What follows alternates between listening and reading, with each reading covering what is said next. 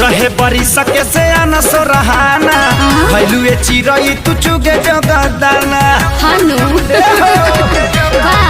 सो रहे बरी सके से आना सो रहाना भैलू ए चिरई तू चुगे जगदाना होला जाने बाल ना तो हो जाई बवाल ए जा खेपे डाल के चलो ये बाबूलाल झोना झोनिया पर बांध के रुमाल खेपे डाल के चलो ये बाबूलाल झोना झोनिया पर बांध के रुमाल।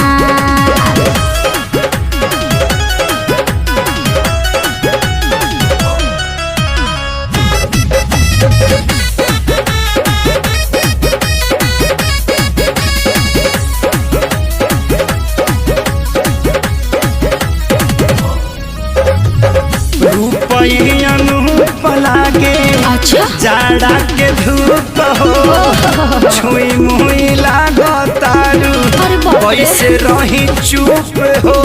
अरे तो चिंगम खाला हेलो नासिबान छला बान्ह जनी फूल हो ऐसे न प्यारी प्यारी चाभतर फूल हो।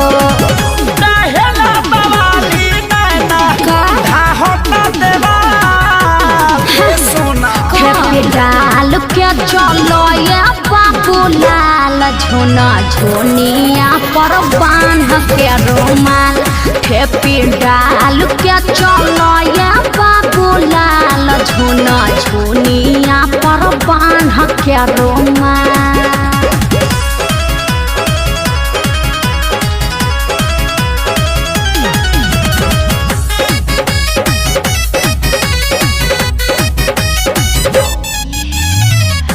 फुर्सत से बनल बावे गोराई जवानी अच्छा पाठक त्रिपुरारी के दे लिखेला कहानी।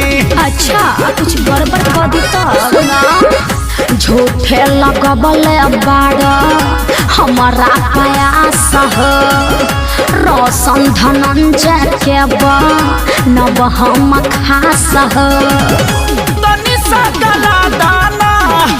खेसरिया के दाल ए जानो डाल के चलो ये बाबूलाल झोना झोनिया पर बांध के रुमाल खेपी डाल के चलो ये बाबूलाल झोना झोनिया पर बांध के रुमाल। बुझला ज्यादा हमरा बारे में मत सोचो।